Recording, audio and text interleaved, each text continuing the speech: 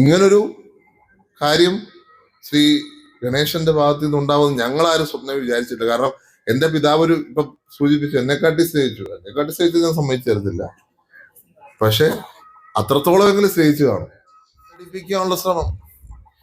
ഇവിടുത്തെ നേതാവിന്റെ കാര്യം ഞാൻ പിന്നെ പറയുന്നില്ല. ഇവിടുത്തെ ഓരോ കുട്ടികൾക്കും അറിയാം എന്താ സംഭവിച്ചത്. ഞാൻ ആരെയും വ്യക്തിപരമായി ഇനി നമ്മൾ പറയുന്നില്ല, നമ്മൾ ഇനി ഒന്നും പറയേണ്ട കാര്യമില്ല. എല്ലാവർക്കും അറിയാവുന്ന കാര്യങ്ങൾ, സത്യസത്യമായി കാര്യങ്ങൾ നിൽക്കുന്ന കാര്യമാണ്. ഒരു കേസ് വരെ ഉണ്ട് കോടതിയിൽ, ഇല്ലേ? കൊട്ടാരക്കര കോടതിയിൽ ഒരു കേസ് വരെ നിലനിൽക്കുന്നുണ്ട്. അതുകൊണ്ട് ഞാൻ കൂടുതലായി വ്യക്തിപരമായിട്ടൊന്നും പറയേണ്ട കാര്യമില്ല. പ്രിയപ്പെട്ട ബാലകൃഷ്ണപിള്ള സാറുമായിട്ടുള്ള അടുത്ത ബന്ധം ഞാൻ ഓർക്കുമായിരുന്നു. എന്റെ പിതാവും അദ്ദേഹം തമ്മിലുള്ള അടുത്ത ബന്ധം, ആ പ്രിയപ്പെട്ട ആന്റിയുമായിട്ടുള്ള ബന്ധം അത്ര അടുത്ത സൗഹാർദ്ദമായിരുന്നു എന്റെ മാതാവും എന്റെ പിതാവും ഇവര് തമ്മിൽ. പക്ഷേ നമുക്കൊരു ഇങ്ങനൊരു ശൈലി ഉണ്ടാകുമെന്ന് ഞാൻ ഒരിക്കലും പ്രതീക്ഷിച്ചു. ഇങ്ങനൊരു കാര്യം ശ്രീ ഗണേശന്റെ ഭാഗത്ത് നിന്ന് ഉണ്ടാവുമെന്ന് ഞങ്ങളാരും സ്വപ്നം വിചാരിച്ചിട്ടില്ല. കാരണം എന്റെ പിതാവ് ഇപ്പൊ സൂചിപ്പിച്ചു, എന്നെക്കാട്ടി സ്നേഹിച്ചു ഞാൻ സമ്മതിച്ചു തരത്തില്ല. പക്ഷെ അത്രത്തോളം എങ്കിലും സ്നേഹിച്ചു കാണും. 9 വർഷക്കാലം ഇടതുപക്ഷത്തിന്റെ ക്രൂരമായ വിനോദം, ആ ക്രൂരമായ വിനോദമാണ് അദ്ദേഹത്തിന്റെ ആരോഗ്യം നശിപ്പിച്ചത്. എന്നിട്ട് ഇന്നും പറയുക ഞങ്ങൾക്കൊരു പങ്കുമില്ല, ഞങ്ങൾക്കൊരു ഉത്തരവാദിത്വമില്ല, ഞങ്ങൾ ഇതിനകത്ത് പങ്കാളിയല്ല എന്ന് പറഞ്ഞാൽ ആരെയാണ് കളിയാക്കുന്നത്? ആരെയാണ് വഞ്ചിക്കാൻ ശ്രമിക്കുന്നത്? നിങ്ങളുടെ ക്യാപ്സ്യൂളുകൾ എത്ര ഇറക്കിയാലും ശരി, കേരളത്തിലെ കൊച്ചുകുട്ടികൾക്ക് പോലും അറിയാം CPM ആണ് സോളാർ കേസിന്റെ പിന്നിൽ എന്നുള്ള കാര്യത്തിൽ യാതൊരു സംശയവുമില്ല. 18 പേജുള്ള കത്ത് എങ്ങനെ 21 പേജുള്ളതായത്? 24 എങ്ങനെയാണ് കൂടുതൽ പേരുകൾ എഴുതി ചേർത്തത്? ആരാണ് ചേർത്തത്? ആരാണ് എന്റെ പിതാവിന്റെ സീഡ് തപ്പി യാത്ര നടത്തിയത്? കോയമ്പത്തൂർ വരെ, കൊച്ചി മുതൽ കോയമ്പത്തൂർ വരെ CD യാത്ര നടത്തിയ ആളുകൾ.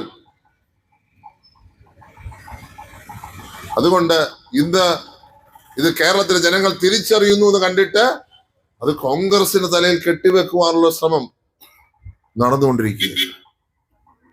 അതുകൊണ്ട് കേരളത്തിലെ ജനങ്ങൾ മറന്നിട്ടില്ല, യാഥാർത്ഥ്യങ്ങൾ മറന്നിട്ടില്ല, അത് ഓർത്തിരിക്കുക തന്നെ ചെയ്യും.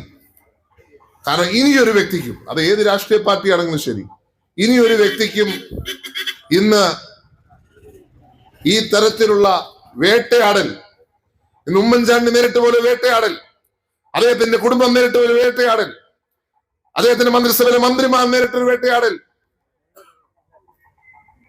ഒരു വ്യക്തിയുടെ മകൻ ആത്മഹത്യ ചെയ്യുന്നൊരു കാഴ്ച ഈ സോളാർ സമയത്തുണ്ടായി. തന്റെ പിതാവിന്റെ നേരെ വന്ന ക്രൂരമായ അമ്പുകൾ ആ കുട്ടിക്ക് സഹിക്കാൻ പറ്റാതെ ആ കുട്ടി ആത്മഹത്യ കാഴ്ച സോളാർ സമയത്ത് നടന്നു. നിങ്ങൾ ഓർത്തു നോക്കൂ, ഇന്ന് വേട്ടയാടുകളാണോ വേണ്ടത്? വേട്ടയാടലാണോ വേണ്ടത്? സത്യം അറിയുകയാണോ വേണ്ടത്?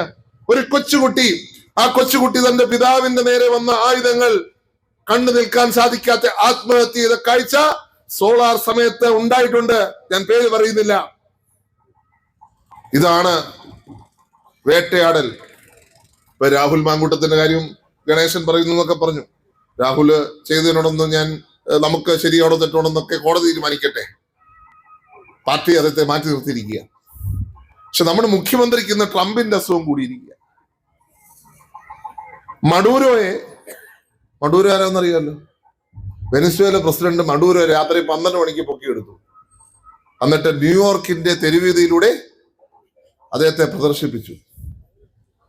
അതുപോലെ രാത്രി 12 മണിക്കാണ് രാഹുൽ മാങ്കൂട്ടത്തെ അറസ്റ്റ് ചെയ്യുന്നത്. എന്നിട്ട് എല്ലാ സ്ഥലത്തും പ്രദർശിപ്പിച്ച് നടക്കുക.